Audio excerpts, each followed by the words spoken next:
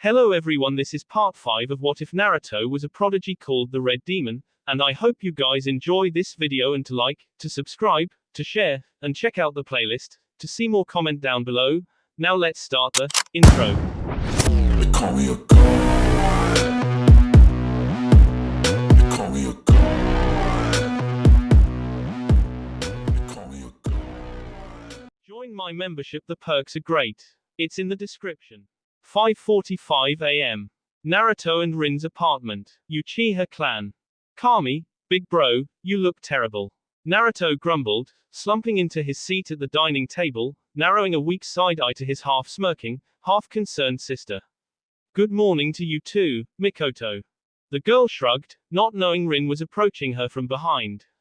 I'm just saying, you look worse than normal, Al. Cut it out. Naruto had a long night. The older twin dropped her hand, finished slapping Mikoto upside the head, feeling like the girl had gotten the message.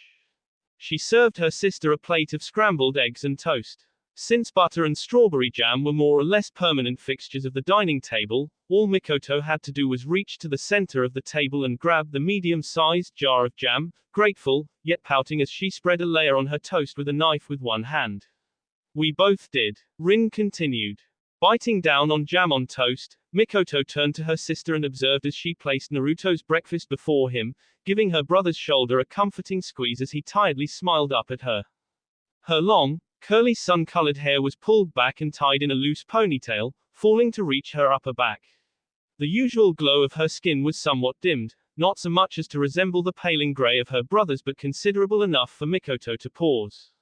The girl also noticed the grim circles around her normally jovial sister's eyes, less pronounced than the dark bags underneath Naruto's, but, again, it was significantly pronounced for Mikoto to be concerned. The three siblings were ninjas, so waking up bright-eyed and bushy-tailed at the crack of dawn was the norm.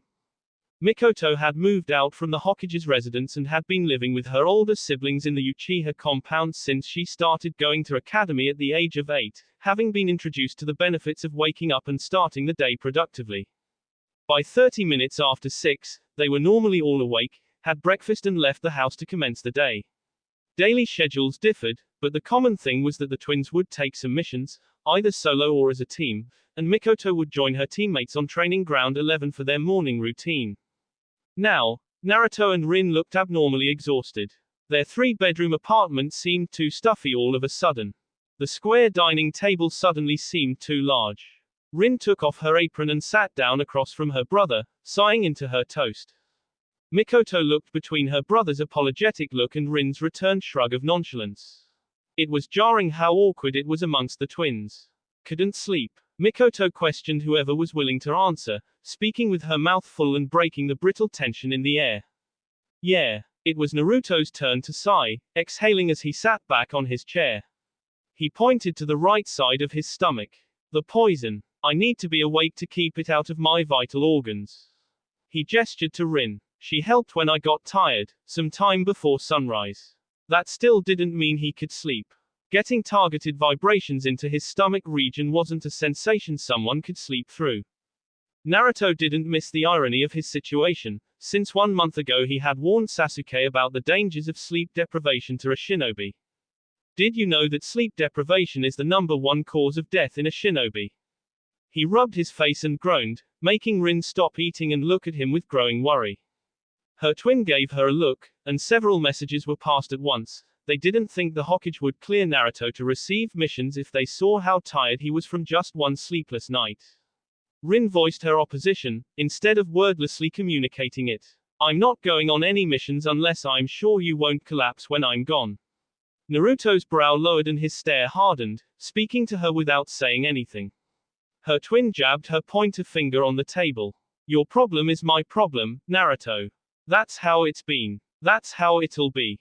Mikoto's eyes jumped to Naruto, who was sending another voiceless message to his twin, frowning and clenching his right fist on the table.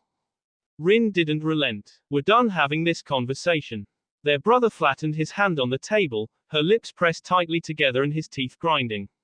Rin slammed her apron on the dining table, standing up with a glare and leaving for the kitchen. I said, we're done having this talk. Talk. Any other person would think the two were mad. Being the youngest sibling and used to Naruto and Rin's twin communication, Mikoto assumed that Rin's tiredness made her forget to keep her words from coming out of her mouth, instead of traveling in that odd wavelength her two older siblings shared.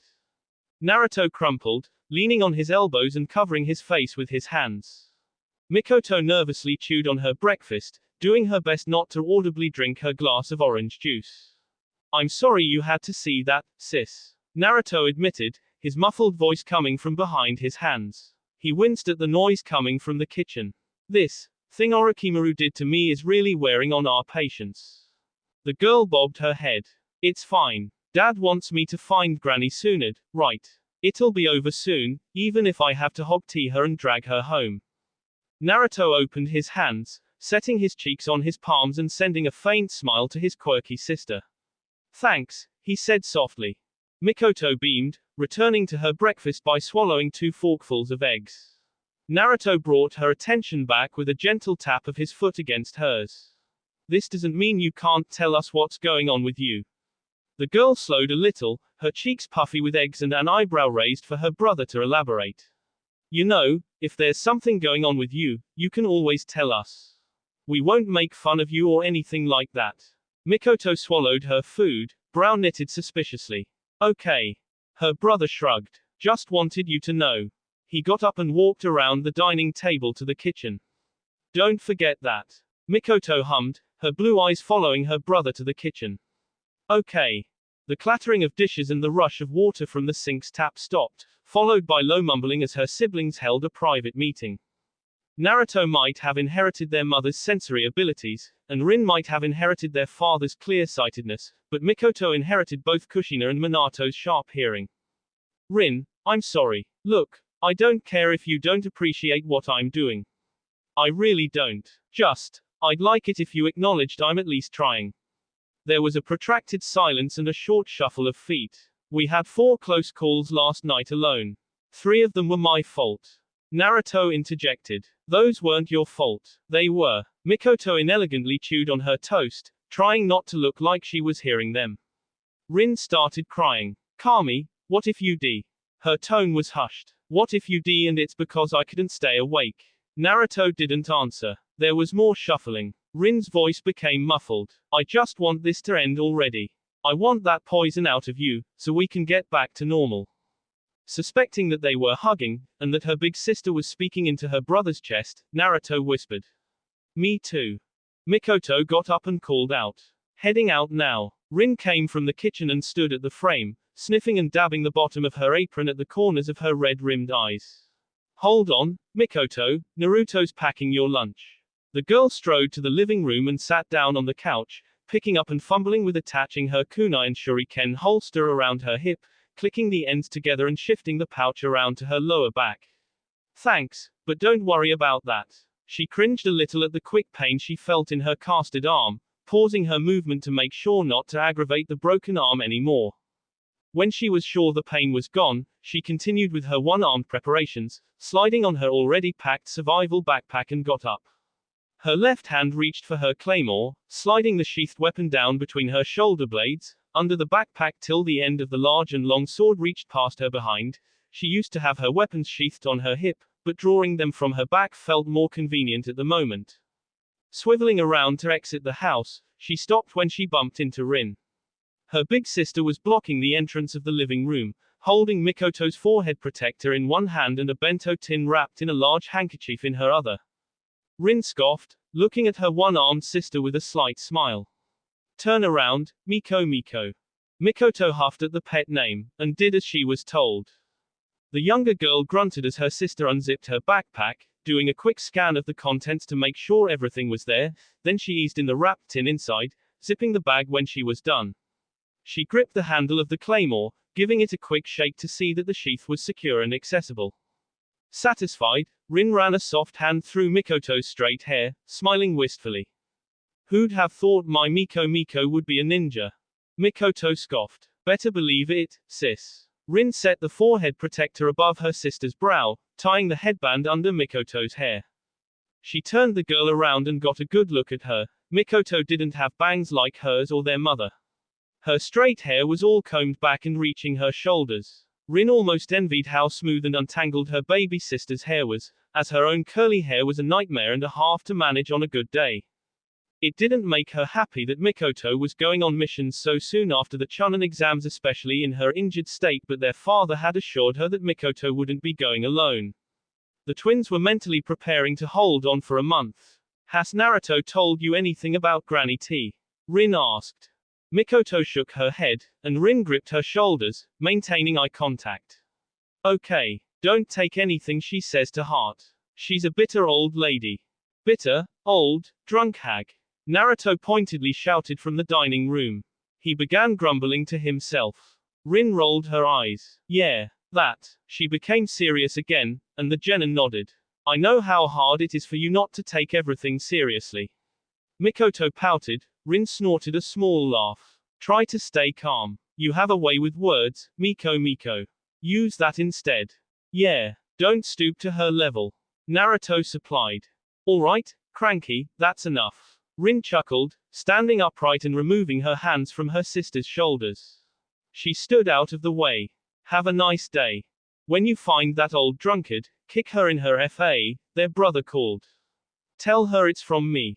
Bye-bye. Mikoto snickered as she jogged from the apartment. Oh, 6:01 a.m. Hokage's tower. Mikoto blinked at her father. The man raised an eyebrow, propping his elbows on his desk and leaning his head on his laced hands. Will that be a problem? I mean, bewildered, Mikoto scratched the top of her head, catching the musical twinkle in her father's eye at her clearly uncomfortable gesture. I kinda assumed I'd be going with Kakashi-sensei and the others. The Hokage scoffed. And if that's the case, can you tell me with full certainty that you won't slow down the mission by fighting with Sasuke? The girl frowned and threw her face away, denying nothing. Minato nodded. I thought so. I made this decision because getting Tsunade back quickly is too important to gamble with childish arguments. He broke my arm. Mikoto retorted, gesturing wildly to her right arm. You've broken his before. Minato stated, matter of fact. The girl's rapid temper fell flat into a deep wince. He healed, and so will you. With time. He collected a scroll from his desk and held it to her, still sitting behind his desk. Here. Sulking, Mikoto dragged her feet to the Hokage's desk. Taking the scroll and letting gravity unfurl it as she held the top up with her left hand. She scanned the mission specs. Mission specifications. Idini of the target, Tsunade Senju, henceforth on mission and until safe retrieval referred to as target. Purpose of the mission, find and retrieval, henceforth filed under retrieval. Target's last known location, Zuki, hot water country. Current state of the target, unknown, alive, henceforth considered alive till proven otherwise. Manner of approach, at your own discretion. Target is known to be brash and confrontational. Shinobi on duty is to take note. There is a likeliness for a violent confrontation in response to the retrieval mission. Shinobi on duty is to refrain as much as possible to not respond in kind. Target is known to travel with Shizune Kato, whose current state is alive. Intention is for target to return peacefully. Mission priority, mission class, Shinobi on duty, Sai Shimura, Genin, Mikoto Namikaze, Genin, Yugao Azuki, Junin. Mikoto lowered the scroll, rolling it up with one hand. Sai Shimura. Did he graduate from my year? Councilman Danzo's relative. He wanted assurance that the mission would go smoothly, and Sai is that assurance, apparently, the Hokage explained with an encouraging nod. He's been a genin a year longer than you. From what I've seen, he's quite skilled. If he's so skilled, where is he now? Minato smirked, getting back to his work. You're the last one to get here. Mikoto balked, startled by the revelation. They've already been briefed and are waiting for you at the northern gate. Good luck, Mikoto. There was a good 20 minutes of quiet in the Hokage's office after she left to join her fellow shinobi on duty, where the man read through previous mission reports left on his desk from the night before. Only missions higher than AB class were personally read by him, as anything lower could be safely handled by his assistants, the two of whom were seated outside of his office. Any decisions that needed to be implemented due to the conclusion of C-class mission or lower, were briefed to the Hokage and formally submitted for the Hokage's stamp. This wasn't necessarily a decentralization or deconcentration of power, as the Hokage was still widely seen as both the unquestioned head of state and head of government, a military dictator in every sense. Minato just designated some responsibilities to reduce his workload. And this initiative drastically reduced the weight of paperwork piled on his desk, though only slightly. Konoha was still a massive hidden village, in geographical size, population, and sphere of influence. Either there was some sort of international issue a shinobi on duty would purposely or accidentally commit on foreign soil needing help to be bailed out, or the trade department of the village would say that the food and agriculture department were overstepping by providing fish farmers too much independence to sell the good, without the consent of the trade department. Or maybe, there was a short drought, an occasion that happened every 6 months in Konoha, and farmers as usual were panicking, inflating food prices and scrambling for water, when there was in fact more than enough for everyone. Or the cluster F of a situation where one of his own ninjas temporarily incapacitated the entire single, unfaithful Kunoichi population of Suna, an event so notorious, the perpetrator had a cult following, and the weak still lived on in infamy. Or when an Iron Country samurai supposedly committed RS and was hung by his B. Now those situations had been held to resolve. There were allied and neutral villages that requested loans from Konoha, either to pay their underpaid civilian population or to spend it on their militaries. Here Minato pinched his nose with a weary exhale. He, and the diplomats sent to those villages, would always do a moral service by advising the loan takers to put the money into something more sustainable, like agriculture or trade. The borrowers would just nod their heads eagerly and hold out their hands for the money. At least those loan takers owed them, and Konoha always collected its debts. Then there were Iwa scouts pushing and prodding at Konoha's border, doing their utmost to try his patience, and needing to be deterred every so often. Then there were the missing ninjas, Konoha's or otherwise. Although not many emergencies were overt enough to cause mass panic in the Hidden Leaf village, there was always something going on that concerned Konoha, and he was constantly kept busy. Minato was interrupted by a knock. Yes, he called. A Chunin assistant opened the door. They entered and stood at attention. Lord Hokage, sir.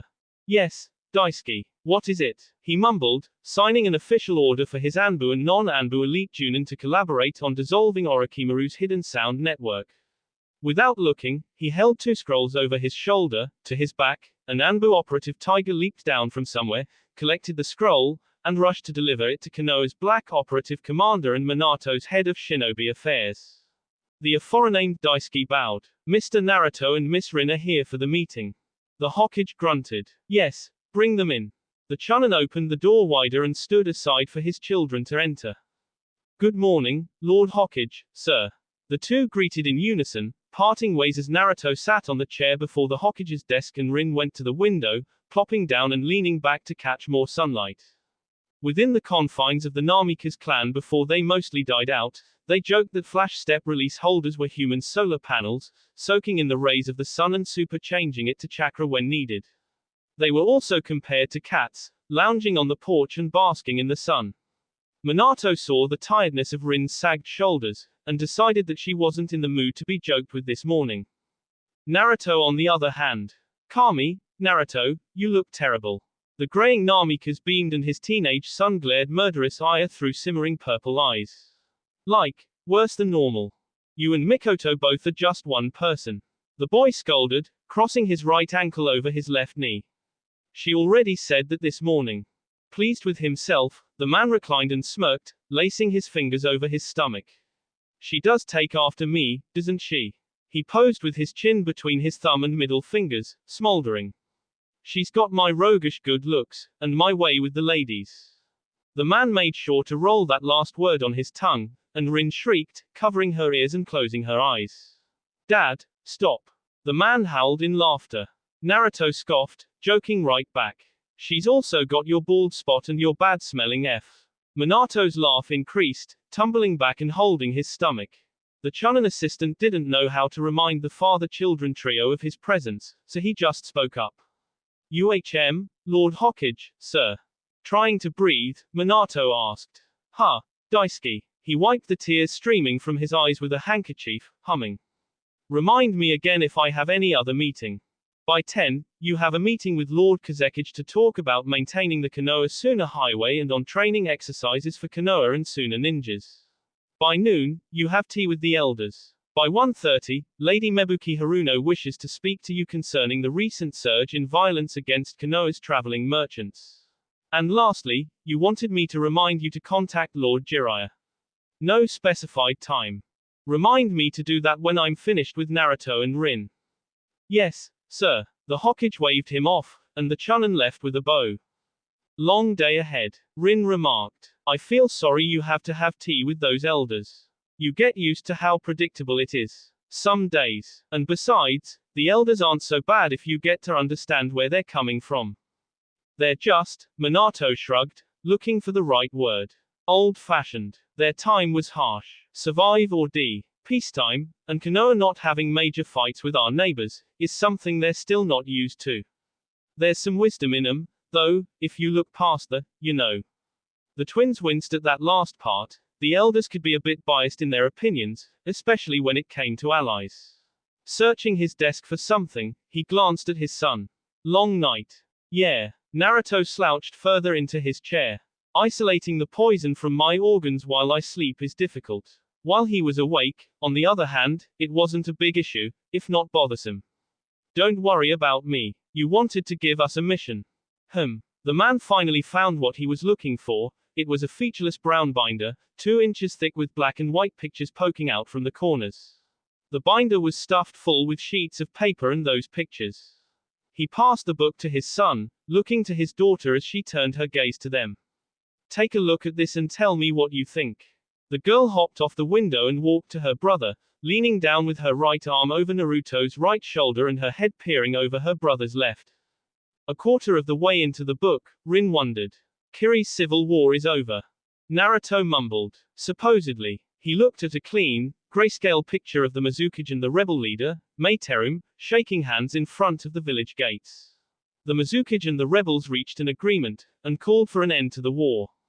Meiterum's now the head of Bloodline Matters. Rin read the caption underneath another picture, one where the former rebel leader was shown at the back of a desk, busily ordering an eye patch-wearing ninja, while at the same time answering a landline call.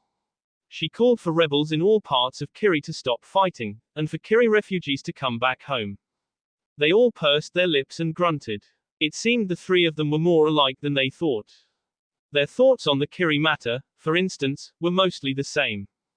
Kiri had been in a civil war since the very end of the Third Great Shinobi War, 20 or so years ago, when the 4th Mizukage had taken the position of Kage of Kiri. Before his rise and before the war, Yagura had been a strong driving force in favor of the destruction of Konoha due to several past experiences.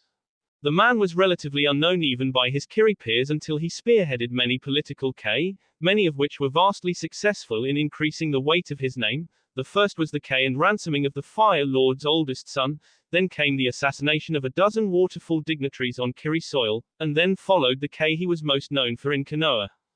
An event that was now known to be the flash that heralded the end of the Third War. A large squad of Kiri ninjas spirited Rin Noharu away from her teammates while they were on a mission, and then released her days later, close to Konoha's southeastern wall. She was guided by a number of following Kiri ninjas. The 3 tails had been sealed inside her and timed to release at a certain close proximity to Konoha, until the now only other member of Team Minato came to her rescue, only for her to reveal her current state and impale herself on Kakashi's Chidori. Till this day, the Leaf was still unable to recover Rin Noharu's body, stolen from where she was last seen alive by some unknown person. Yet, rumors persisted that Yagura had sealed the 3 tails inside himself, and mastered its power.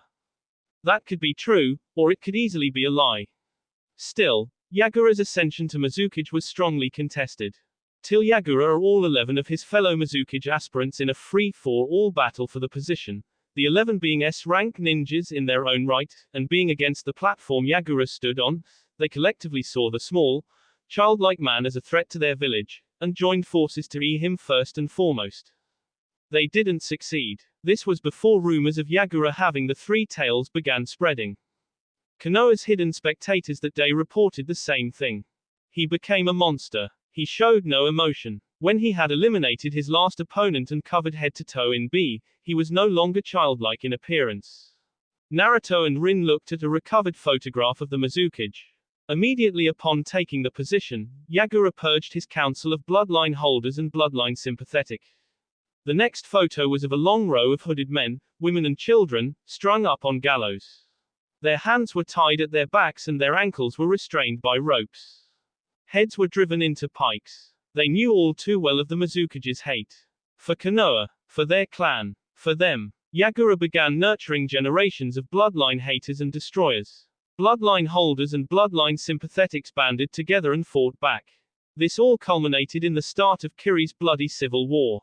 Minato quietly supported the rebel forces with food and medicine, helping Kiri refugees escape and housing them in the village. There was a thriving district in the Hidden Leaf populated by former Kiri residents, who had adopted Konoha as their home. They were mainly fishers and rice farmers, though more than a few assimilated themselves into Konoha's ninja force. Although sectioned off somewhat into what was called the Kiri district, the refugees were provided as much support as any other person, as long as they showed honesty in their intentions. Some 8 clans and hundreds of refugees lived and worked in Konoha, bettering their lives and Konoha's economy. Kiri was the only village that had a named district in Konoha, something their ally, Suna, didn't yet have. Konoha's support for the rebel forces was unstated in any public record. Minato recognized that allowing Yagura absolute power in such a vital hub as Kiri spelled disaster for Konoha and its allies. Kiri had a wealth of shinobi knowledge concerning hunter-ninja training, weapons making, aquatic agriculture, and the oil reserves located in their territory. And though disturbed by the reality of their intentions, the rebel leader didn't care why Konoha was sending them supplies. No village or country had any selfless intention when they chose a side in the civil war. Kumo sided with the Mizukage, stating that they wanted bloodline holders exported from Kiri to Kumo. Hidden Marshes supported the rebels because many of their citizens had their lives rooted in Kiri, and the bloodline genocide so close to their borders was a matter of national security. Suna, Iwa and Snow Country were decidedly neutral, offering asylum to those that wandered over their borders, doing so to boost the numbers of prospective shinobi and improve their economies with the injection of willing manpower. Selflessness in this world was always met with justified suspicion. The Anbu stationed in the corners of the office observed the 3 Namikas contemplate in silence, Rin taking the other seat before the Hokage's desk and gingerly accepting the plain brown binder when her brother offered it to her to read. Realistically, Naruto began with a murmur, the Mizukage's views can be negotiated with. Clan genocide, Rin whispered, appalled and shaking her head. Bloodline genocide. How can the Mizukage reach a truce with the rebels, right? Minato hummed, looking at his children with doubtful blue eyes. How can 20 years of war just end like that? All of a sudden. Without warning. Have there been any bloodline purges recently? Naruto posed the question. Minato shook his head. Not since last month. Then, after that, the truce was called. Kiri sealed its borders ever since. No one can get in, except refugees and authorized personnel. Pointing to the binder, Minato said. This information was 2 decades in the making. The spy that compiled them submitted their last entry before the Chunin exam started, then they suddenly went dark. A grim silence fell on them, and on the observing Anbu shinobi. Minato nodded. I can't confirm for sure, but I know my spy is damn well unkillable. They'll be in hiding, gathering intel and stockpiling data, till they hear from me to come back home. Rin closed the book, and shared looks with her father and brother. You're both thinking the same thing, right? They nodded. Although I can't, in good conscience, send you out on the field in your condition. Minato said to his son. I also can't send Rin to Kiri alone, given the risks. Alone, Naruto and Rin were a rank. Together, the Red Demon and the Angel of Konoha were high S rank. No other team in Konoha could boast this feat. Naruto smirked, realizing that his resolution to not being given a mission until Tsunade was returned was unfounded. So, you're saying, I want both of you to find out what's really going on in Kiri. He sat forward, setting his forearms on the table and narrowing a look at the twins, who were growing increasingly unable to contain their excitement. Do not engage unless you absolutely cannot avoid it. This isn't a combat mission.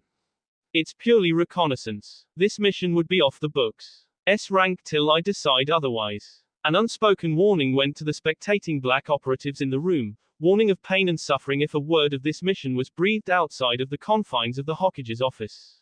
Find what you can and get back to me immediately. Am I understood? The two shot to their feet, stoic and determined. Yes, Lord Hokage, sir. Gear up and get into Kiri undetected. He tossed Rin a scroll and she opened it. It was blank. Look for crow's feet and give them that scroll to confirm it's you. Listen to what they have to say and work off what they've already done. Since you can't go to Kiri directly, you'll have to find other ways inside. Use your discretion. The twins nodded. Understood, Lord Hokage, sir. Testament to their speed, the two were packed and southeast bound on a ship to Hidden Marsh within 5 minutes. Ishikawa Fields. Grasslands north of Konoha. Grass country. Mikoto liked to think she was a very open-minded person. Sure, she might have a small, harmless temper, but she never claimed to be perfect. She wasn't the kind of person that was quick to judge whether or not she would get along with someone. Don't judge a book by its cover, was a popular saying. There could be common ground between her and everyone around her, if she looked for it. Sai Shimura not only threw a wrench at her belief system but he threw the whole damn tool shed. Oi! Washboard. Mikoto ground her teeth, a thick vein pulsing on the side of her temple and her hands curled into fists, digging so hard into her palms she was sure her fingernails were leaving deep grooves. Washboard, look, look, a rabbit. He didn't get a reply from Mikoto, walking down the meandering path through the field of grass and pointedly keeping her eyes ahead. Have you ever had a rabbit? He jogged to her side and prodded her cheek. Did you hear what I said? When she didn't reply, he continued. Well, have you? She grumbled, not giving him so much as a passing side eye. The boy smiled, eyes closed and tearing. I get the feeling you don't like my nickname for you, Washboard. Rounding on Sai, Mikoto's eyes blackened and her iris turned red, elongating at the top and bottom, widening with hatred and bloodlust. The voice she spoke with was demonic, enough to make Yugao Azuki cautious. You think? I read somewhere that fun nicknames are great for strengthening new bonds of friendship. He examined her from head to toe, the sickly false smile ever present on his lips and his pleased eyes nearly closed. I just chose a prominent feature. Or in your case, non-existent. Yugao just made it in time to hold Mikoto back from wailing on a chuckling Sai. I am not a washboard. The Junin laughed, nervous. All right, Sai, that's enough. Stepping back respectfully, shocking Mikoto so much with that singular action, the boy nodded. Hi, Yugao-senpai. When Yugao was sure Mikoto had calmed down, she released her. Mikoto huffed, straightening her shirt and bearing a short snarl at Sai when he smiled at her, facing front and continuing the journey. How come Yugao doesn't get a nickname? Mikoto grumbled after a little while. Yugao-senpai isn't my friend, she's my senpai. Then, to get a reaction, he added. Plus, I actually respect her. Mikoto pulled up the sleeve of her broken arm, fire rushing through her veins hot enough to forget she couldn't use that arm. You know what? Mikoto, Sai, I said that's enough. Yugao ordered, her tone strong and her glare harsh. Sai, play nice. Mikoto, don't let him annoy you. Scoffing, and smiling as ever, Sai raised his hands in defeat. All right. Despite Yugao's advice, Mikoto boiled. Who does this pale kid think he is? I'm not. Flat. Saying that Sai Shimura was pale was like saying that water was wet. It was like he had lived his whole life underground, pale enough for Mikoto to spy some blue-purple veins on his neck and the back of his hands, catching them in just the right light. He had dark eyes and black hair that drooped messily. He wore a short sleeve, dark blue half-shirt with long-sleeve mesh armor underneath with black shinobi pants that reached above his ankles and light brown ninja sandals. His weapon, Mikoto observed, was a tanto sheathed slanted to his right shoulder on his back, a shuriken pouch on his lower back and a kunai pouch on the side of his right thigh, also carrying a side bag with what she assumed were his camping necessities. His forehead protector was on his forehead. Wherever it was this pale reptile had slithered out from must have been dark and lonely. She could easily pick on him about how pale he was, but she shook her head. I'll be picking rocks out of my mouth for weeks if I stoop to his level. Making an exaggerated show of avoiding him, Mikoto jogged up to the team's Junin, beaming. Yugao, on the other hand, wasn't an unfamiliar face. The deputy Anbu captain was frequently called to babysit Mikoto, as the twins were frequently too busy from when they acquired their forehead protectors. She was also the first person outside of her family Mikoto grew comfortable around, which meant she more than often invited herself to Yugao and Anko's small apartment when she felt like it, and foraged for food in their fridge. Mikoto didn't know much about Yugao's family, other than that she was the lastborn, only daughter with 10 older brothers. Her parents ran a big farm, and the earliest part of her life, aside from trying to survive being mobbed by her brothers, was working on the fields. Juggling academy schoolwork with tending cows out to pasture and fighting her brothers for a place at the house, Yugao was understandably strong-willed. She wasn't a woman of many words, and Mikoto respected that. Yugao gave her a short smile. "How's the arm? Itches," Mikoto admitted with a shrug, shifting the casted arm a little. "Doc says I should be able to remove it by next week." A sympathetic corner of her lips quirked up, turning her eyes to the road ahead. "Must suck. I mean, it's not the best." Mikoto breathed in and out, enjoying the fresh air and the grass extending as far as the eye could see. "But I guess I'm lucky." The woman lifted an eyebrow, briefly turning her glance to the young girl. "How so?" "I didn't bruise my ribs. Again. Which is good." Yugao seemed to accept this with a purse of her lips and a nod, looking forward. "And the QB makes my healing faster. Less painful. All that good stuff." Of course, Mikoto knew she housed the nine-tailed fox. From a young age, Minato wanted her to come to terms with her gigantic chakra reserves, the sheer volatility of the chakra, and expressed the dire need for her to not explode with quick rage. Her father's thinking was that if she was aware of this and they answered any questions she had concerning the beast sealed in her gut, it would be easier for her to cope. Her father didn't want her to be an emotionless robot, or whatever Naruto was, or an overactive lightning bolt, like Rin. He wanted her to be reasonable. There weren't any active plans to train her to master her beast chakra, not until Minato heard from Jiraiya, but this awareness of the monster jailed in her body gave her better perspective on why she needed to keep a firm cap on any extreme emotions. There was a great deal of trust her father confided in her.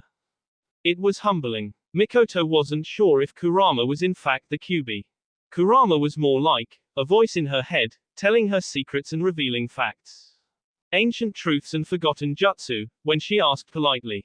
The Rasengan she tried at the Chunin exams was her first time displaying the technique outside of her mind, and it was because of Kurama's guidance she could pull it off, as incomplete as it was. The reason Kurama told her these things and taught her how to use them was simple. It didn't want her to be a worthless D. Mikoto wasn't too keen on that occurring either, so it was a win-win in her opinion. Was she eager to reveal that her genius was, in part, due to Kurama's influence? Not really. Her Jinchuriki status wasn't a secret in the village. Although the Nine Tails had destroyed many lives and ruined the village as a whole, there was a certain level of reassurance comforting the citizens when they remembered that a level 10 Seal Master and an S-rank team lived in close proximity to her.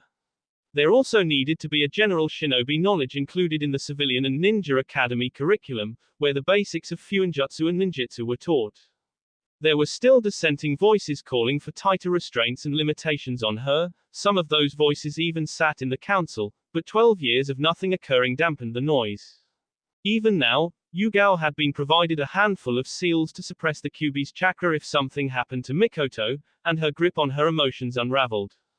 Just in case. Have you ever been this far from Konoha?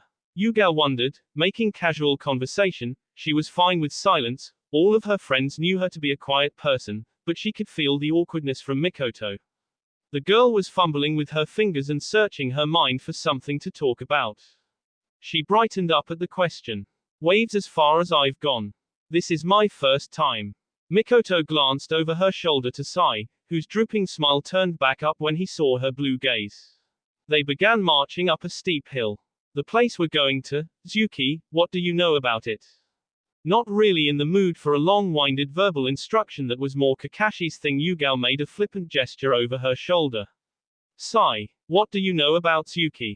The other genin was quick to jump on the question, his voice monotonous as he monologued. Zuki is a border city at the southwestern corner of Hot Water Country, strategically located in the general area where Fire Country and Grass Country met Hot Water Country. The intention was to make Zuki into a trading hub for hot water, which had at that time been known across the continent for its hot springs alone. Although populated with hot springs and massage parlors, Zuki is no longer a trading town, but in fact a gambling city. This is due to the massive importation of bootleg grass country wine by a small-time gang in hot water and a movement of cigarettes from Fire Country, encouraging less than friendly attention by delinquents and ne'er-do-wells. Sai rambled on, reciting word for word the textbook he had crammed hours ahead of this mission.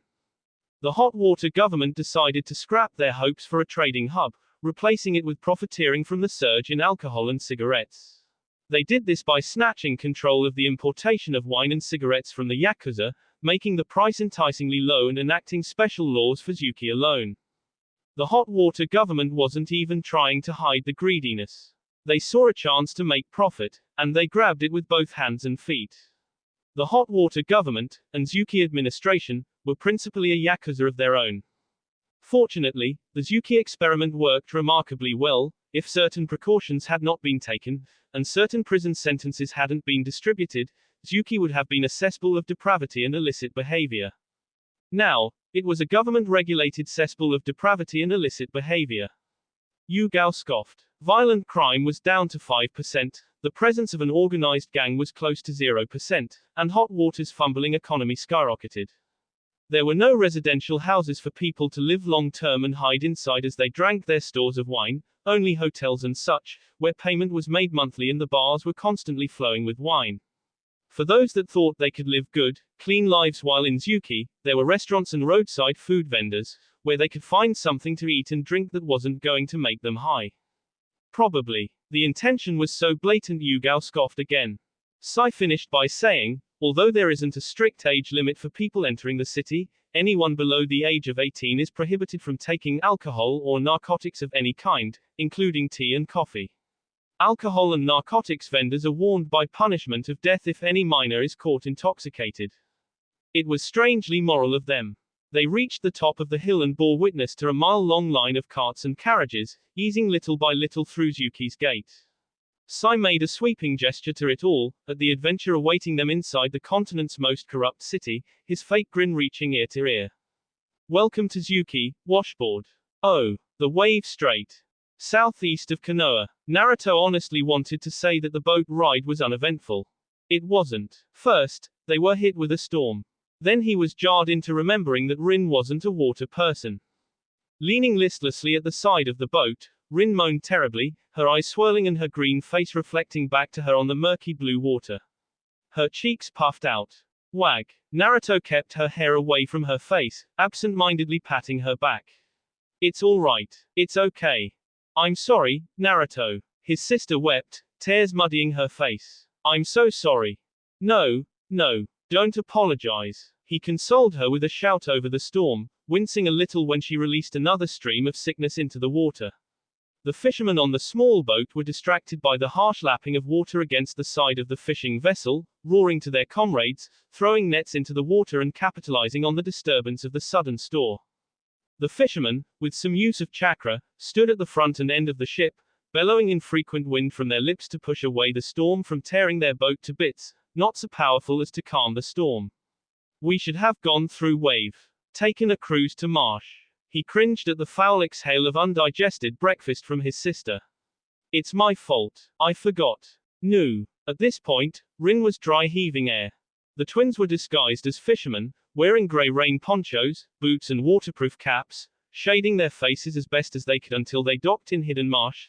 The secrecy of their mission demanded they stay incognito, except for the captain of the ship, who ran over to them, carefully trying not to slip. Is this storm usual, Captain? We're in the middle of autumn. Naruto bellowed, collecting a canteen of fresh water from the large fisherman and helping his sister wash her face. The captain sent an odd look to his left, yelling in his coarse accent.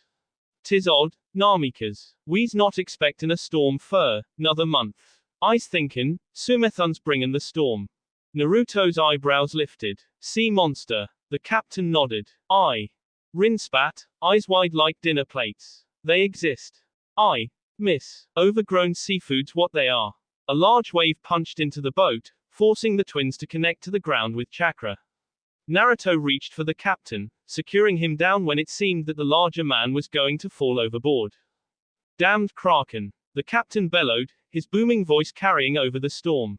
He waved his fist angrily. I paid good money for this here ship. Kraken. Rin repeated, her voice cracking with hysteria. Did you just say Kraken? The captain didn't answer, rumbling to his quarters for his harpoons, cursing to the wind and the water.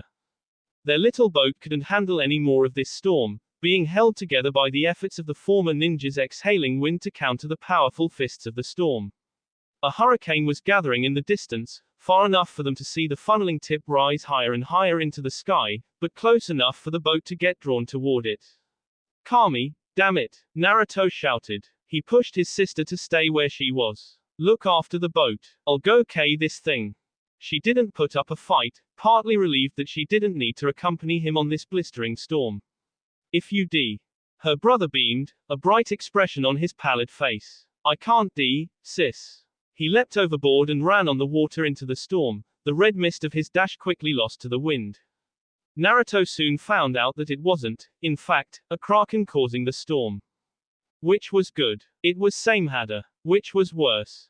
Oh, Hokage's tower. Konoha. Minato hummed briefly, his blue eyes lifting up and looking to his office's open window when he felt a small, micro-tremor run up his feet. It was a telltale sign that his son had tapped into his ghost speed release, surpassing normal Junin speeds with a crack of air. This sensation wasn't something people outside of the clan could easily pick up. Minato was inclined to worry. Naruto didn't often need to resort to using ghost speed outside of a properly timed ghost flicker technique, normally slowing down to flash step release speeds, which itself was miles faster than high Junin. The Hokage pushed down his worry. He had to believe that his son would come out of whatever scuffle he was in fine. He sighed and rolled his shoulders, bending back to work. An assistant had written for him a speech to commission a second hydroelectric dam in the village, an event to take place within the week. The first hydroelectric dam was built in the second Hokage's era, and for years it had been struggling to raise the needed power for the ever-growing village. Diesel engines had been an option for a long while, but when many of them were on at the same time, there was too much noise and smoke pollution. Solar panels would have been the next best option, but Konoha's scientists were having trouble building them, so Minato charged his scientists to study under waterfall, learning about their allies' hydroelectric dam and using this knowledge to build an improvement on their own. Although, technically, the new dam was already functioning to supply electricity across the village and the people were all the more glad for it, the village's council pressed the Hokage to formalize the commissioning. Minato didn't see the need. He had done a lot of projects in and around the village that had just been open for public use, without any formal commissioning. Renovating the near-abandoned civilian academy library, expanding the intensive section of the hospital, collaborated with Suna to build the Suna-Konoha Highway, built scores of houses at the western side of village, upgraded the village's bank, electrified 90% of the village, constructed telephone lines and phone booths around the village, resurrected the village's dying post office and made the messenger hawk handlers join forces with the post office, and other such things. This time, the council stressed that the hydroelectric dam was something that had been in dire need for many years. Voltage going into houses had formerly been too low or too high, breaking appliances that were properly unplugged, electricity wasn't assured for the whole day, and winter always meant there was a power draft, where citizens had to brave the cold without electricity. The speech would silence some critics, at the very least. Minato was the peacetime Hokage. After all, his focus was improving village infrastructure and maintaining alliances, not just fortifying the village and rushing Ninja Academy students out onto the field. Konoha was globally known to prefer quality over quantity when it came to many things, like the skill of its ninjas. It was why Konoha had more globally renowned ninja and were infamous for their military logistics, instead of planning to use sheer numbers to overwhelm enemy forces, like Iwa. Minato snorted at that, recalling how he had decimated 1,000 Iwa ninjas on his own. Sure, a large amount of skill was involved in that slaughter and a larger amount of chakra had been expelled, but it didn't excuse Iwa in any way. Still, Minato didn't like how quiet Hidden Rock was being, only sending scouts to push at Konoha's borders and observe the village from afar. His eyes narrowed when a single sheet of paper fluttered through his window, rising in preparation to flash away with the paper in case it was AB. His guards had the same idea, diving down without hesitation and snagging the gaily fluttering paper from the air. Anbu operative Tiger checked for traps on the paper, keeping his body between the paper and his Hokage. Monkey concentrated her senses for an incoming attack, poking her head out and flickering her eyes all about, while Rat and Horse stood guard in front and behind Minato, their weapons at the ready. Safe, Tiger declared, releasing a small breath. No traps, sir. What is it? Minato walked past Rat and collected the lonesome sheet of paper from Tiger. The scrawled words on the paper made Minato's face turn down with foreboding. In the writer's haste, they were unable to finish the last word of the three-word letter. Send help. Oh, the wave strait, southeast of Konoha. Naruto narrowed his eyes, charging deep into the storm and running low on the water. Cold sea mist hit his face and sharp rain beat his waterproof cap, skidding left and right on the turbulent waters, blazing up a wave curling high enough to blot out the sky before him. Each powerful step he made oozed steamy red afterimages, tearing into the top of the wave and leaping through. Soaring through the air, the world stilled. Naruto's rain poncho flapped harder when he opened his arms and legs to catch as much air as possible, soaring in that moment of aerial calm. The hurricane spiraled in his front, a funneling storm of water and mist, twisting from the sea and disappearing in the sky. The sea below whirled, sucked to that singular catastrophic point, raising defiant waves rolling outwards. Naruto's purple eyes spun, iris converging to a point before widening, expanding and revolving with three tomo glaring expressionlessly into the heart of the storm. He saw the creature causing the hurricane, a man-sized thing that pulsed purplish chakra. The archaic web of chakra network running from its narrow end to the largish top, reaching a gaping jaw, trickled with an unharmonious cluster of foreign chakra. One strain of chakra Naruto found that wasn't yet shared into the creature's chakra network was tucked into a ball at the very middle of the sea monster's chakra reserves. The chakra in the creature's gut wasn't alive, while the surrounding it stormed hot and cold. The creature wasn't mindless. It was screaming. It was mourning. Naruto recognized the violent rapidity that was the creature's chakra, and unknowing of the child reading his chakra network from afar. His eyes bugged out, bringing his forearms to his face and his knees to his elbows, letting himself get sucked into the storm. Oh, Naruto started in a ball, keeping his arms and legs close to his middle and gritting his teeth at the bellow of the storm in his ears. The mix of chakra and water bashed and smashed into him, cycling him upwards into the sky. The hurricane whipped him round and round, flinging him higher and higher up the funnel, yet he remained as calm as possible, trusting his intuition not to steer him into the grave. In that spiraling rise, he turned his Sharingan stare to the sea creature causing this storm, getting a more definite image of it, using the chakra network to create an outline and filling in the gaps himself. It looked like a club, with a gaping maw and shuddering scales, raised in a noticeable 45-degree angle. Round and round, higher and higher, Naruto became more and more sure that the insanity of the creature was born from an uncomfortably sentient sorrow. His brow knit and his lips turned down. Naruto wasn't one for compassion, not for anyone that didn't share his last name, but even he was forced to feel something when he saw the stark similarity of the monster's mourning with that of his father's. Lashing out at everything, thoughtless of others, feral with rage. Nearing the top of the hurricane, Naruto shook the memory from his head with a hard clench of his teeth. He opened his arms and got his legs underneath him, building chakra up in his gut and holding his breath. Then he was thrown out of the top of the hurricane, tossed into the atmosphere. The air was thin, electric with the creature's chakra yet light of oxygen. Naruto gazed into the darkness of space, his Sharingan beginning an anti-clockwise grind. Then he started falling back into the mouth of the storm. He turned in the air and moved toward the rim of the hurricane, clapping his palms together, and a sharp crack of chakra briefly lit the sky in dark red, a premature sunset that spanned the wave strait. He called his jutsu, and the occupants of the wave strait, fishermen on his boat and other boats caught in the storm, bore witness to a miracle. The start of a red demon folktale. Ghost speed release, water style, breathtaker. The red sky shone, choked with chakra and focusing down into the hurricane. Like a distorted drill, the red chakra traveled into the storm and wound through it, around it, turning blue water red and sucking in the turbulent noise of the hurricane. The mist of chakra expelling from Naruto's body as he channeled his bloodline colored the hurricane crimson. Mesmerized from the sight, Rin's jaw dropped, arms now drooped from pushing waves from the boat with exhaled gusts of wind. The captain of the boat stopped, the storm lulled in their favor, and the other boats on the strait found the water to be relatively calm. Though no one really noticed this. They just gazed at the red hurricane, awed and afraid. Reaching from the blue sea and merging into the crimson sky, the storm twisted with deafening noiselessness. The captain of the boat breathed, goosebumps rising on his arms. In all my years. A red hurricane. In the eye of the storm, Naruto wrapped the monster in a bubble of pressurized red water and examined it.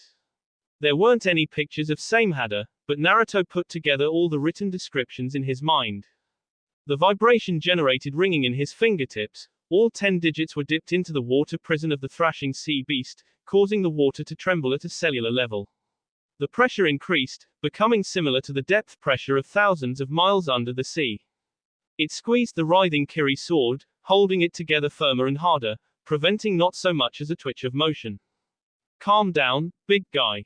Naruto whispered, using his chakra as a shelter in case the water, while the molecular vibrations of his fingers pressurized the water prison. He was smart enough to know that if he made the mistake of pushing chakra into the water prison, it would only strengthen the sorrowful sword. He did to Samehada what he wished he could have done for his father when he was younger. Comfort him. He was young, no one would blame him for reacting to his father's raised walls by raising his own, hating the world and shutting it out. Days, weeks, and months after his wife's passing, Minato blocked out his children, and his son lashed back, as if it was his responsibility to do so. Neither refused to understand that both were going through the exact same thing. Older now, he regretted not opening up to his father, limiting his humanity to his twin and blocking out Mikoto for the better part of her infancy. Minato had experienced loss on a greater scale than Naruto perceived, since he had watched his clan die out, leaving him behind. The grieving threatened to tear their suffering apart. Konoha credited Naruto for being a genius, but he accepted that Rin was the smarter twin. She knew that her father's heart was still too large, even after years of being an infamous shinobi, and that losing someone he loved with his entire being impacted him terribly, more so than seeing his clan wither and die. Rin was their bridge, heartbroken as she was at the death of her mother. A tether linking the family together. She retaught the family the words that brought them back together. It's all right, Naruto consoled, voice low and gentle. He wasn't known for his humanity, but he understood losing himself because of trauma and loss. Samehada's mindless thrashing reminded Naruto of his father, and of himself. Naruto's throat clogged with guilt and remembrance. You're okay, he whispered. Ever so gradually, Samehada stopped battering against the pressure, quivering in the water prison. Naruto stopped the turning of the great, red hurricane, letting the mighty storm fall and gathering his chakra back to himself. Encased in the water prison, Samehada didn't resist when Naruto brought him back to the boat. There, it opened its gaping maw and vomited the corpse of Kisame Hoshigaki, the zero-tailed beast. Author's note. Jutsu info. Ghost speed release. Water style. Breathtaker. An A-rank Namikaze clan jutsu, derived from the water prison technique and modified to suit ghost speed release holders. The user would first form a water prison and then begin to send a steady thrum of extremely high-speed vibrations into the water prison that would simulate the squeezing pressure at the bottom of the ocean.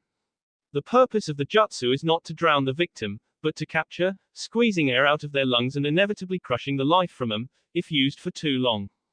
As long as a hand of the user is inside the water prison, the structure will be maintained. That will be all for this video. Be sure to like, subscribe, share, and comment down below for more videos. Goodbye.